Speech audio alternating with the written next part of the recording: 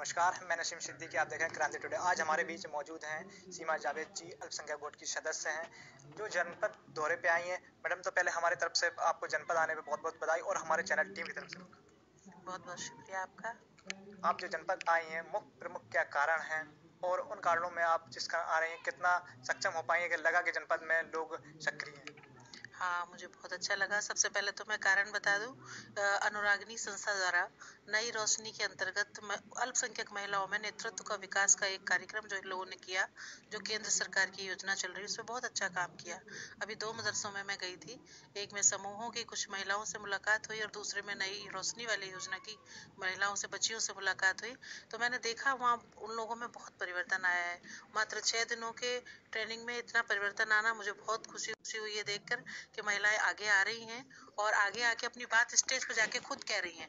ये कॉन्फिडेंस उनके अंदर अगर आया है तो ये योजना पूरी तरीके से बहुत अच्छे से ये लोग इस पे काम कर रहे हैं। जनपद के साथ अगर देखा जाए, समाज में आज भी महिलाएं पिछड़ी हुई हैं और आगे आने नहीं दिया जा रहा है। अल्पसंख्यक ले लो, कोई भी महिला ले लो, समाज में निकल के नहीं आए। इसमें प्रमुख कारण क्या है कि आज भी महिलाएं पिछड़ी हुई हैं? इसका प्रमुख कारण सबको पता है कि शिक्षा का अभाव है। आज भी हमारे अल्पसंख्यक समाज में शिक्षित महिलाएं बहुत कम है। पहले तो समाज में ही कम है, उसके बाद अल्पसंख्यक में उससे भी बदतर स्थिति है। महिलाओं को कोई भी मान सकते हैं, वो सोचें कि शायद इनको सेफ्टी नहीं है बाहर या कोई भी रीजन रहा हो, उनको ज्यादा शिक्षित नहीं किया गया है। तो इसी वजह से महिलाओं को उनके ना तो अधिकार पता है, ना ही किसी बारे में अच्छी तरह से उनको जागरूकता है। इस तरह के कार्यक्रम होते रहेंगे तो उनको अपने राइट्स भी पता चलेंगे और उसके बाद उनको कैसे समाज में आगे अपनी बात को रखना है, ये भी पता चलेगा। तो वैसे आपके बोर्ड द्वारा, अल्पसंख्यक बोर्ड द्वारा कई योजनाएं चलाई जा रही हैं, आयोग द्वारा, अल्पसंख्यक आयोग द्वारा जो चलाई जा रही हैं, लेकिन फिर भी कारगर साबित नहीं हो पाई, ये जमीनी स्तर पर नहीं आ रही हैं। तो इसमें क्या कारण मानती हैं आप, जमीनी स्तर पर जो आपकी योजनाएं नहीं आ पा रही? अगर आप इस तरह की बात करें कि हमारी योजना जमीनी स्तर तक नहीं आ रही है, तो उसका दोषी तो हम अपने आप को ही मानेंगे ना। कि हम लोग अगर इस जगह पे बैठे हैं और अपनी योजनाओं को जमीन पर नहीं ला पा रहे हैं, तो कहीं ना कहीं कमी हमारी है। क्योंकि सरकार की तो कोई कमी नहीं है, सरकार ने तो बहुत सारी योजनाएं बना दी।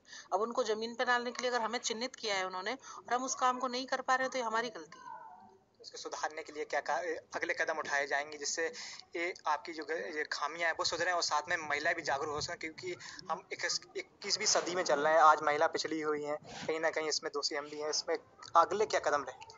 अगले कदम ये रहेंगे, जैसे ये सवाल मेरे सामने आया है, तो उससे मैं अपने जो भी सामाजिक क्षेत्र में काम करते हैं लोग, उनसे अपील करूंगी कि वो हमारे साथ मिलके उस जगह तक हमें ले जाएं जहाँ की हमें जानकारी नहीं है, कि वहाँ पर अभाव है इन चीजों का, वहाँ योजनाएं नहीं पहुंच पा रही हैं। तो हम अपनी अपनी रणनीति को सुधारेंगे और वहां तक पहुंचने की जैसे कोशिश। बुंदेलखंड की बात करी जाए, यहाँ पर जो लड़कियां होती हैं उन्हें शिक्षा नहीं दी जाती, उनकी जो कम उम्र में ही शादी की कर दी जाती है। बुंदेलखंड की हम बात कर रहे हैं, ज़्यादा दूर की बात नहीं करेंगे। इसके लिए उन्हें जागरूक करने के लिए क्या कार्यक्रम चलेगा? इसी तरह के कार्यक्रम की जरूरत है, जिसमें महिलाओं को खुद उनके राइट्स पता चलेंगे। और सबसे ज्यादा जरूरी है उनके लिए शिक्षा। देखिए, सरकार ने कोई कमी नहीं कर रखी। सरकारी स्कूल हैं, आपको वहाँ खाना भी उपलब्ध होता है, वहाँ आपको यूनिफॉर्म भी मिलती है, सारी सुविधाएं वहाँ दी जाती हैं। उसके बाद भी अगर आप घर से बच्चियों को नहीं निकाल रहे हैं, तो इसमें तो पेरेंट्स जिम्मेदार हुए ना। तो उन लोगों को समझाने के लिए हमें घर घर जाना पड़ेगा और उनको इन चीज की जानकारी देनी पड़ेगी कि आपकी बच्ची अगर बड़ी होती है और उसको बहुत सारी चीजों में आगे जाके मुश्किलों का सामना करना पड़ेगा, आप हर वक्त उसके साथ नहीं रह सकते हैं। शिक्षा ही ऐसी चीज है जो उसके साथ रहेगी हर वक्त, उससे कोई नहीं छीन सकता। तो बहुत जरूरी है कि उसे वो ज्ञान हम दिलवाएं और उनके लिए प्रेरित करें। आज हमारे बीच मौजूद थी सीमा जावेद जी, जो कि लखनऊ से आई थी। उन्होंने कई बातें कही महिलाओं के लिए भी। देखते रहिए क्रांति टुडे, नसीम सिद्दीकी के साथ।